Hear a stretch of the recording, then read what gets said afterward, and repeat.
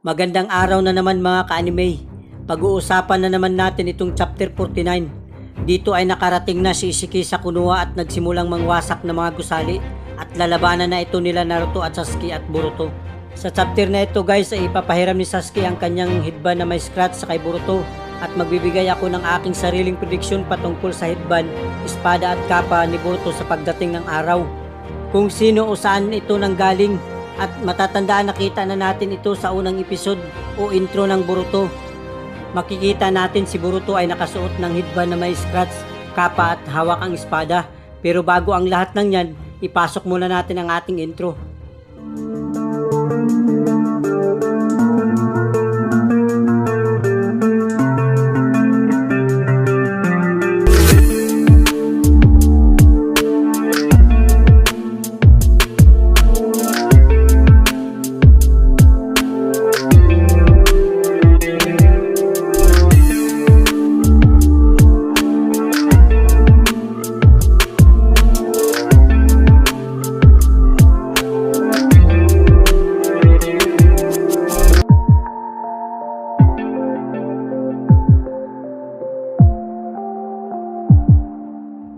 Matapos ni Ishiki binagsakan itong si Kashinkuji na mga pusti at kinawawa, nakatawag naman si Kashinkuji ng samunin at ipinalamon sana niya sa palaka itong si Ishiki upang maikulong sa loob nito. Ngunit hindi nagtagumpay si Kashinkuji at nakailag lang ito, sabay naman pagkawala ni Kashinkuji. At matapos mawala ni Kashinkuji kasama ang palaka, naiwan naman itong si Ishiki at nagteleport papunta sa Konoha at walang kahirap-hirap na nakarating at nakalutang ito. At habang abala ang mga tao sa nayon, may ibang nakapansin kay Ishiki na nakalutang sa itaas. Ha? Ano yan? Wika pa ng mga tao na nakapansin kay Ishiki habang nakalutang ito. Makinig kayong lahat. Nagtakdaong naglungsad ng emergency. Ang lahat ay maging kalmado at mag-evacuate kaagad. Wika pa ng 2 Jonin. Ano? Sagot ng mga tao. At habang nakalutang naman itong si Ishiki, gumamit ito ng Byakugan. Sa pamamagitan ng pagpapaalam sa akin ng Byakugan sa mga pader na ito ay tulad ng paghahanap ko ng isang karayom sa dayami na masyadong imposible, wika pa ni Ishiki. Samantala, nakatanggap naman si Shikamaru ng report mula sa police force. Ang police force ay nagsimula ng magpa-evacuate sa mga sibilyan. Mabuti at pakibilisan na lang. Ang Panginoong Hokage at si Uchiha Sasuke lang ang makitungo o makipaglaban kay Otsutsuki. Walang ibang makisali, ipasa nyo ang aking salita. Utos naman ni Shikamaru. Roger, sagot ng nag-report. Sige, handa na ako, wika pa ni Naruto.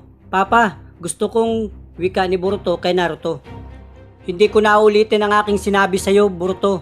Sumama ka na sa iba pa sa paglikas. Mauna na ako sa iyo, Sasuke. Sabay labas ni Naruto sa pinto at papunta kay Ishiki. Naruto, wika naman ni Sai. Papa, bulong ni Boruto sa sarili habang naiwan ito.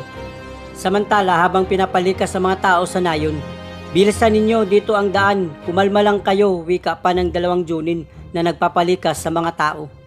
At dito bumaba na si Ishiki papunta sa isang Jonin at nagtanong ito. May hinahanap akong isang batang lalaki, ang pangalan niya ay si Kawaki. May alam ba kayo kung saan siya? Tanong ni Ishiki sa isang Jonin. At sabay hagis naman ng Jonin ng shuriken papunta kay Ishiki. Hoy, itigil mo yan. Wala tayong permisyon upang labanan siya, wika ng isang Jonin. At dito bumalik ang shuriken na hinagis ng isang Jonin sa kanyang kasama. Pasensya pero nagmamadali ako. Gusto kong sagutin mo ang tanong ko ngayon, wika pa ni Ishiki. Sumagot naman ang isang Jonin na tinatanong ni Ishiki. Hindi kami napagsabihan ng kahit ano, wika pa ng isang Jonin. Okay, sige. Naiintindihan ko. Hindi mo sinayang ang oras ko.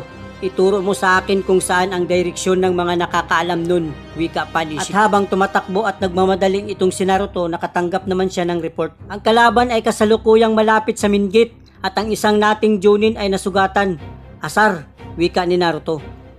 Samantala, balik sa kanila si Shikamaru habang nasa loob pa sila ng investigasyon room. Kailangan din natin kumilos, wika pa ni Shikamaru. At nagsalita naman si Sai. Mayroon isang hindi pa nagagamit na mga underground na pasilidad ng mga Black Ops at hindi ito nakalista sa alinman sa mga pampublikong talaan ng nayon. At mayroon itong kaunting pagbabago kahit na ang aming shinobi ay hindi ito alam. Dalhin natin si Kawaki doon, wika pa ni Sai. Sumama ka na sa amin, traitor ka sa kanya. Baka makita ka niya, malamang papatayin ka niya. Paanyaya naman ni Shikamaru kay Amado. Nakalimutan ko pala sabihin sa inyo na mayroon palang siyang Byakugan. Hindi tayo dapat manatili sa ilalim ng lupa dahil nakikita niya kahit sa mga pader, wika pa ni Amado. Salamat sa babala, pero ang pasilidad ay protektado ito laban sa mga gayong mga kakayahan kahit wala kang dapat alalahanin, sagot naman ni Sai kay Amado. Sige, nakikita ko, papayag ako sa alok mong yan, sagot naman ni Amado. Sasuke, salamat at pasensya, palagi kaming umaasa sa inyong dalawa at hindi rin ako makakatulong. Medyo mabigat ang sitwasyon sa oras na ito, wika pa ni Shikamaru kay Sasuke. Halika na Boruto, tara na, huwag ka nang maging isang pasalin para sa kanila, wika ulit ni Shikamaru. Sandali lang Shikamaru, kailangan ko muna ng ilang minuto sa kanya, wika naman ni Sasuke kay Shikamaru. O sige, sagot naman ni Shikamaru. Habang patuloy ang paghahanap ni Ishiki sa buong nayon, nakasalubong naman niya si Naruto. Ang Hokage, sabay hinto naman ng dalawa. May kung anong surpresa, sa palagay kong hindi ka dapat makatakas sa aking siling jutsu, wika ni Ishiki kay Naruto. At sumagot naman si Naruto. So ikaw pala si Ishiki, wika naman ni Naruto. Samantala, balik ulit sa kanila Sasuke at Boruto. Sa totoo lang, magiging mahirap ito kay Naruto at sa akin upang pabagsakin siya ng mag-isa. Hindi man lang kami makagawa ng tunay na laban kay Jigen. Yan ang katotohanan sa sitwasyon at tama ka, wika ni Sasuke kay Boruto.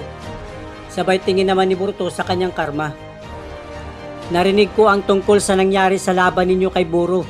Sabi ni Sarada na sumailalim ka raw sa isang pagbabago at patumbahin siya gamit ang hindi ka panipaniwala na lakas, wika ulit ni Sasuke kay Boruto. Ang aking isip ay malabo habang ito ay nangyayari. Wala akong matatandaan pero parang may pinapanood akong ibang gumagalaw at lumalaban gamit ang aking katawan. Hindi ko ito naiintindihan noon, ngunit ngayon alam ko na batay sa sinabi ni Amado na ito ay si Momoshiki. Sa oras na napunta ako kay Boro ay natalo ko na. Ito ay ganap na nakakabaliw na kapangyarihan kung mapipigilan ko lang ito, wika naman ni Boruto. Ang pagkuha ng karma ay marahil ay umunlad na medyo malayo na nangahulugan din. Maari kang magsisimulang maging hindi ang inyong sarili, wika ni Sasuke kay Boruto. Ang pag-iisip na mamatay sa laban ay nakakatakot sa akin, ngunit handa pa rin ako para dito tulad ng iba pang mga ninja. Ito lang, kung ang aking katawan ay nakuha at tumigil ako sa aking sarili, hindi ko alam kung ano ang maaari kong gawin sa lahat na higit na kinakatakutan ko. Wika naman ulit ni Boruto. Samantala, balik naman sa kanila Naruto at Ishiki. Hindi ko inaasahan makikita ko ang mukha mo rito. Hindi ako makapaniwala na natalo si Boro, wika naman ni Ishiki. Marami kaming natitirang shinobi. Kung lumalamig na ang iyong paa, huwag ka nang mag-atubiling umuwi, sagot naman ni Naruto kay Ishiki. Oo, gagawin ko yan pagkatapos ko. Kaya nasaan si Kawaki? Tanong naman ni Ishiki kay Naruto. Kalimutan mo na siya. Kunin natin kung saan tayo tumigil at ayusin ang mga bagay ng minsan para sa lahat, wika ulit ni Naruto. Okay, kung pipilitin mo ako gagawin ko yan, sagot naman ni Ishiki. At dito nagsimulang mangwasak na mga gusali si Ishiki. At habang nagpapatuloy ang pagpapalikas ng mga Jonin sa mga tao, bilisan nyo, dito ang daan, sigaw ng mga Jonin sa mga tao habang nagbagsakan ang mga gusali. Bastardo ka, itigil mo yan, sigaw naman ni Naruto kay Ishiki. Walang problema, titigil ako kaagad kung ibibigay mo si Kawaki, sagot naman ni Ishiki kay Naruto. At sabay sugod naman ni Naruto kay Ishiki at agad niyang sinuntok si Ishiki at bigong matamaan ito ni Naruto. At siya ang tinamaan ng sipa ni Ishiki at napaikot-ikot sa pagkatilapon at nakatayo naman agad. At sinugod siya ni Ishiki at sinipa na naman ulit at maraming gusali ang nawasak. Asar, wawasakin niya ang nayon, wika ni Naruto habang nakahiga pa at muling umatake na naman si Ishiki. Pero bago pa makarating ito kay Naruto, ginamitan naman ito ni Sasuke ng body replacement jutsu, itong si Ishiki. Ang nakakainis na rinigan, wika ni Ishiki. Nahuli ka Sasuke, wika naman ni Naruto kay Sasuke. Pasensya, kailangan ko ihanda ang sarili ko, sagot ni Sasuke kay Naruto. Anong ibig mong sabihin na mayroon kang nervyos, wika pa ni Naruto kay Sasuke. Hindi ako kagaya mo, sabi naman ni Sasuke kay Naruto. Naruto, dipinsahan mo ko gamit ang paghagis ng sandata, shuriken o kunai at kahit ano, utos naman ni Sasuke kay Naruto. Sabay atake kay Ishiki. Habang papasugod na si Sasuke, sinabayan din ito ni Naruto ng paghagis ng mga shuriken. Habang papunta ang mga shuriken kay Ishiki, agad naman itong nakailag. Mayroon siyang pinaplano, wika naman ni Naruto habang patuloy sa paghagis ng shuriken. At gumamit na si Ishiki ng Sukuna Hikuna at pinaliit niya lang ito. Walang silbi ito sa kanya at pinaliit niya lang lahat, gulat na wika ni Naruto. Anong ginagawa mo, wika ni Ishiki kay Sasuke, at dito hinagis ni Sasuke ang kanyang espada papunta kay Ishiki, pero hindi niya ito mapaliit. Ang talim niya, wika naman ni Naruto. Pareho lang yan, sabi naman ni Ishiki habang papalapit ang espada ni Sasuke sa kanya at nagulat ito. Ha? Hindi ko mapaliit, wika ni Ishiki sabay paglabas ni Boruto kapalit ang espada at patake ito kay Ishiki. Ano? Wika ni Ishiki na may pagkagulat. Boruto, wika naman ni Naruto na may pagkagulat sa paglabas ni Boruto. Ang Hikuna Sukuna Jutsu ay maaaring mapaliit ang anumang maliban sa buhay na nilalang. Tama ba? Wika ni Sasuke kay Ishiki. Transformation Jutsu? Kainis ka, wika ni Ishiki habang papalapit si Boruto sa harapan niya. Samantala, balikan natin ang pinag-usapan nila Sasuke at Boruto. Ang tungkol kay Momoshiki noong doon pa sila sa investigation room. Boruto, makinig kang mabuti. Kahit na mangyayari na sakupin ang inyong katawan ni Momoshiki, huwag kang mag-alala. Isusumpa ko na pipigilan kita ng buong kong lakas kahit kailangan kitang patayin, wika ni Sasuke kay Boruto. Sabay titig ni Boruto sa kay Sasuke. Nakahanda akong gawin yan bilang iyong guro dahil marahil ay hindi ito magawa ni Naruto, wika ulit ni Sasuke kay Boruto. Sumagot naman si Boruto.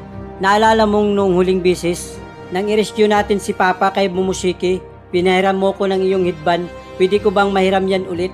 Wika ni Boruto kay Sasuke. Sabay bigay ni Sasuke ng kanyang headband. Ito ay mahalaga kaya mas mabuti mong ibalik ng personal, wika ni Sasuke kay Boruto at sabay suot naman ni Boruto. Guys, magbibigay ako ng aking sariling prediksyon kung sino o saan nanggaling at sino ang nagbigay ng espada, kapa at headband na may scratch kay Boruto sa pagdating ng araw. Kasi binanggit at pinakita na dito sa chapter na ito na magsusuot itong si Boruto ng headband na may scratch. At nung intro ng Boruto ay pinakita na ito at nung time ng nirescue nila si Naruto kay Momoshiki. Pero ang mas nakakaintriga noong pinakita sila sa unang episode na maglalaban sila ni Kawaki. Nasuot ni Boruto ang headband na may scratch, kapa at espada. Sa hula ko ang mga edad ng dalawa ay nasa 16 o 16 years old na sila. Kasi ganyan ding edad noong nakontrol ni Naruto si Kurama at naging napakalakas. So anyway, balik tayo sa headband, kapa at espada. Sa aking prediksyon ay mamamatay itong si Sasuke sa pagdating ng araw. Dahil may isang dahilan kung bakit mamamatay itong si Sasuke. Una ay ang pagkawala ng kanyang Rinnegan. Ang Rinnegan ang isa sa pinakamalakas na jutsu na ginamit ni Sasuke sa pakikipaglaban. Dahil sinaksak ni Boruto ang kanyang mata kung saan nandun ang Rinnegan gamit ang kanyang kunay. Matatapik natin yan sa mga susunod pa na mga chapter. Pangalawa ay ang pag-atake ni Code kasama ang mga bagong kalaban na napakalakas. So yan ang dahilan kung bakit mamamatay itong si Sasuke. Dahil mahina na siya sa panahon na yun, tulad din ni Naruto. At sa puntong ito ay ibibigay ni Sasuke sa kay Boruto ang espada, headband at kapa. Ito kasing headband na may scratch ay napakalaking sentimental value sa kanya. Dahil ito ang dahilan kung bakit naputol ang kanyang kaliwang kamay dahil sa laban nila noon ni Naruto. At may isa pa akong prediksyon kung sino ang nagbigay o bakit may kapa si Boruto sa pagdating ng araw. Ito ay walang iba kundi si Kasin Koji. Oo, tama kayo guys, si Kasin Koji ay makikita din natin ay nakasuot din ito ng kapa. At may isang papel din na gagampanan itong si Kasin Koji pagdating ng araw. Magiging guro siya ni Boruto pag namatay na si Sasuke. At kaya binuhay siya ni Kishimoto dahil mayroon pa siyang dapat tapusin o masagot ang katanungan noong buhay pa siya sa kanyang mga libro na isinulat sapagkat namatay siya noong nakalaban niya si Lapin. So yan ang aking prediction guys. So anyway, balik tayo sa paghagis ni Sasuke ng kanyang espada papunta kay Ishiki at hindi ito mapaliit ni Ishiki at papalapit na si Boruto sa harapan niya at nagsalita naman ito. So ano ang magagawa ng isang batang katulad mo? Wika ni Ishiki kay Boruto. At sumigaw naman si Naruto kay Boruto na may pagkagulat. At sabay gamit ni Boruto ng space time ninjutsu kay Ishiki gamit ang karma niya at dinala niya ito si Ishiki sa ibang dimension at nawala ito. Ang jutsu na iyon ay tulad ng ginamit sa akin ni Jigin. Paano ito na master o natutunan ni Boruto? Tanong sa sarili ni Naruto. Hoy Sasuke, ano ba ang nangyayari? Tanong naman ni Naruto kay Sasuke. Ito ang hinanda niyang gawin. Kailangan nating sundin ang sakra ni Boruto. Halika na, sagot ni Sasuke kay Naruto. Samantala, nakarating na si Boruto at Ishiki sa ibang dimension. Saang lugar ito? At paano nakontrol ang karma ni Momoshiki sa isang batang kagaya nito, wika pa ni Ishiki, na may pagkaasar. Samantala, nakarating na din sila Sasuke at Naruto sa lugar na nandun sila Boruto at Ishiki. Okay ka lang ba, Boruto? Tanong ni Naruto kay Boruto at sabay tawa naman ni Boruto. Hindi na masama para sa paggawa nito ng walang pagsasanay ng tama. Maaari mong labanan ang lahat dito, wika pa ni Boruto na nakatawa. Loko ka, maaaring maging mali ito, wika naman ni Naruto sa anak. Ang kailangan lang natin gawin ngayon ay maubos ang kanyang oras at alisin siya sa pamagitan ng mas madali at matapos na, wika ni Boruto. Mas mahihinang nilalang, pagsisihan mo ito kaagad, sagot naman ni Ishiki. At dito natapos ang chapter 49. Sana inyong nagustuhan. Bago ang lahat ng yan, i-shoutout ko muna sila.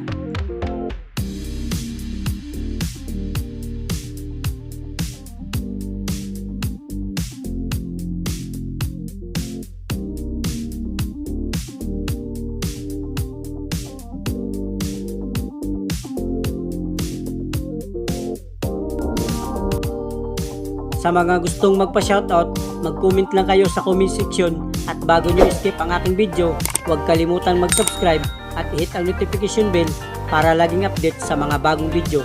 Kaya